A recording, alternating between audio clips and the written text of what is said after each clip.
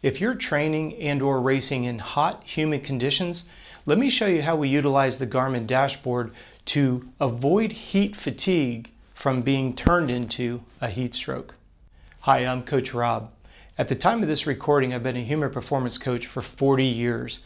And over the last 20 years, we've utilized the Garmin watch to help athletes and to help individuals just like yourself take the data that comes from the Garmin heart rate monitor and utilize it to help you deal with both heat-related fatigue and how you can use the collected information from allowing it to become a full-blown heat stroke.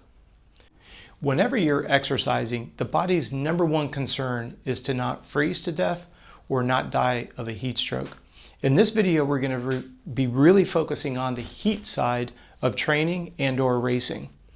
When we talk about the hierarchy of needs, what we mean by that is your body is going to try to make sure that it doesn't overheat due to the activity that you're doing. It gets obviously worsened if the heat and humidity, the ambient air temperatures are going up. It just puts a bigger stress, and the key word is stress, on the body to try to make sure that it regulates its core body temperature. Where the hierarchy of needs comes in, is if you try to choke down food, the body's going to literally shut down digestion to make sure that you can get rid of your internal body heat. Now, when we zoom out to 10,000 feet, you're trying to learn how to get faster in hot, humid conditions. That training obviously is going to translate into a strategy that you take when you go racing. And this is where the Garmin dashboard, in my opinion, becomes absolutely invaluable. If you've used the Garmin dashboard for any period of time, you know that when you start an activity, you're collecting all kinds of data relevant to your workout. It's going to give you things such as your average heart rate against your max heart rate. It's going to give you your total time versus your moving time. It's even going to tell you what your temperature is depending on which activity you select. Now, when you're looking at all of these collected data points, how do we utilize them to make sure that you can start to identify heat fatigue? And what can you do to make sure that these conditions don't elevate into heat stroke symptoms, obviously before it becomes a full-blown heat stroke? And this is a great question that I get asked every summer, particularly here in South Florida. Stop and think about this. When you're able to exercise in an environment where the air temperature is relatively cool and what we call thermal stress, the outside temperature, is not creating excessive amounts of stress on the human body, your collected workout information is going to be telling you the workout that you're doing, not struggling with heat and humidity. You get to see what we call the core workout data. I'm just going to use running as a simple example.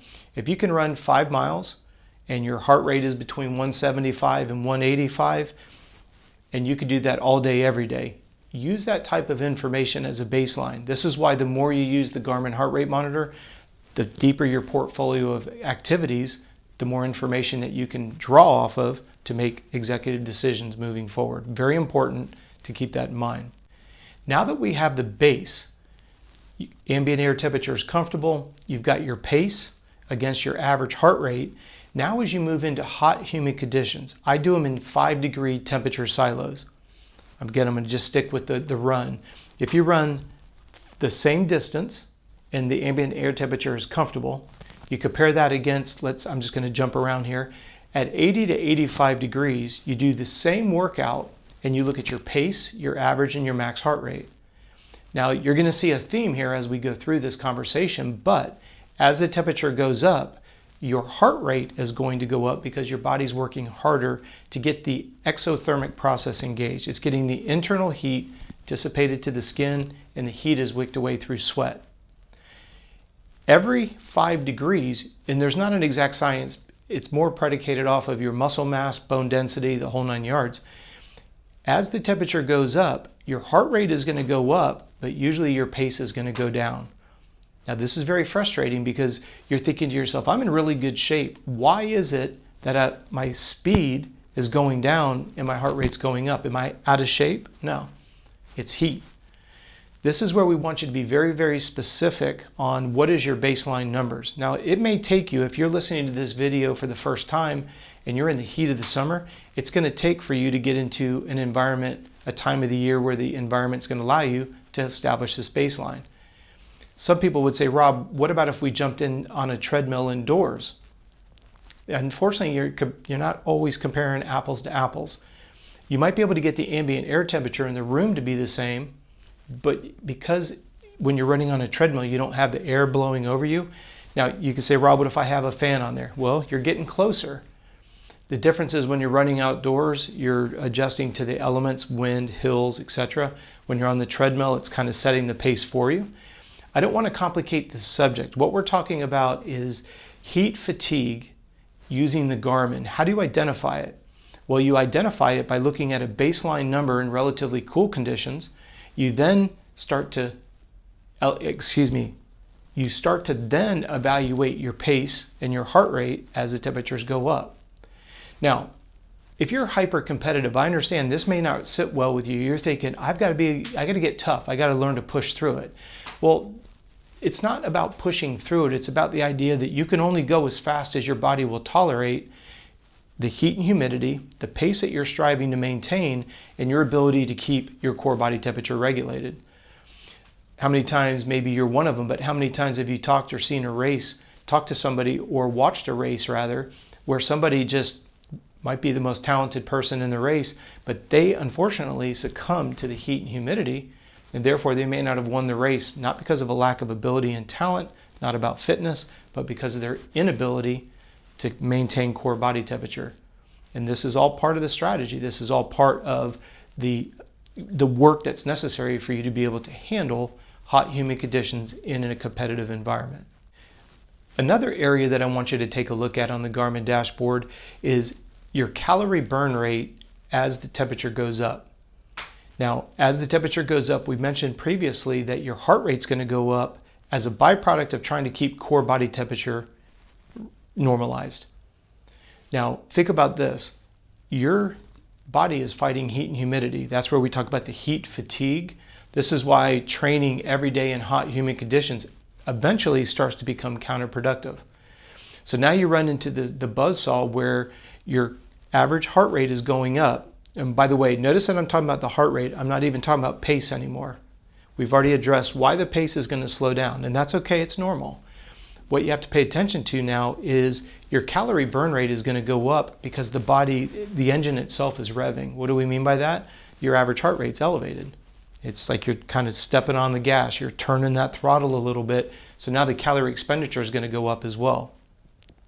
The reason why this is so incredibly important is put the first two together. Your normal running pace, heart rate average is going to be higher than normal. Because of that higher heart rate, you have a higher calorie burn rate. You're going to have to learn to offset that during the exercise, and you're going to have to make sure that you add that to your daily calorie intake. Otherwise, you're going to start running into overtraining type of symptoms. The next thing that I want you to keep in mind is your heart rate's elevated, calorie burn rate's gone up, and so has your perspiration rate. The reason why your perspiration rate becomes so incredibly important is a dehydrated cell membrane. A cell, think about the surface of a cell. When it's hydrated, think about the size of my finger diameter. Think about that as being the surface area of the cell. Well, when it's hydrated, you carry more oxygen on the surface of the cell. As you become progressively dehydrated, the cell decreases in size because it literally is becoming dehydrated. Now, this is where the domino effect starts to hurt you. The surface area of the cell is going down, you're carrying less oxygen, the demands of the muscle to hold the pace is not deviating. Let's say you're trying to hold an even tempo, a fast but an even tempo pace, there's less oxygen in the air, so not only is the heat driving the heart rate up, the lack of oxygen in each cell membrane is going down, so the heart rate has to elevate yet another gear. You see the domino effect? And then you're getting frustrated because you might be slowing down a little bit more than you want to. Well, now we have to ask yourself, are you keeping up with your hydration during the race? Are you keeping up with your hydration during training?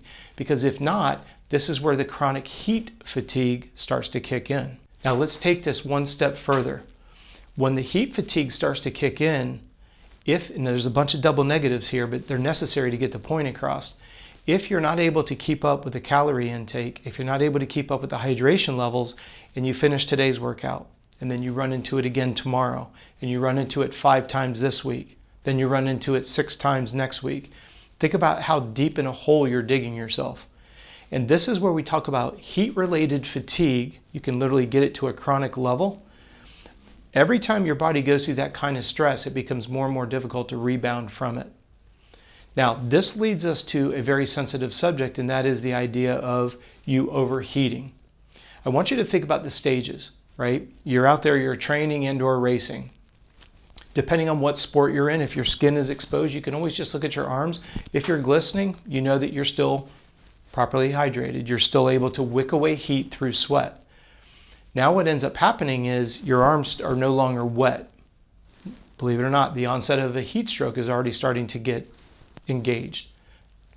Once you go past that idea that your skin is no longer sweating, you might start to notice that you get cotton mouth. If it's not cotton mouth, maybe you start to notice, hey, I'm starting to get a little bit chilly. It's hot out here, but I'm starting to get cold. Maybe you see goosebumps on your arms. You still keep trying to push through the heat and humidity, and then the next thing you know, you start to cramp up. Remember, cramping can be a byproduct of one of 3 things: not enough water, electrolyte deficiency, or too much load on the tissue. We're talking about dehydration in this conversation. Well, now you start to cramp up. You still keep pushing through that. You might start to get a little bit lightheaded. And then the final stage of a heat stroke is going to be the top of your head feels like it's on fire. Feels like somebody's got a frying pan on your head. And I don't mean to be gross here, but literally when you get to that point, you are literally frying your brain. You are literally cooking your brain. And I don't want that to come across with any level of sense of humor whatsoever. I want you to think about this as stages. You have heat fatigue daily and your body's ability to try to adapt to that. Then you look at the idea that, okay, you're doing this day after day after day, and then your resiliency to that starts to become diminished. Well, now it makes you more and more receptive to a heat stroke, and then you see these stages coming. How many different ways is the body trying to give you an indicator that you need to pull the parachute? You've already noticed that your skin's no longer glistening. You're starting to get cotton mouth. You're starting to get chills. All of a sudden you're starting to cramp. Those are all red lights that the body's giving you, trying to get you to stop.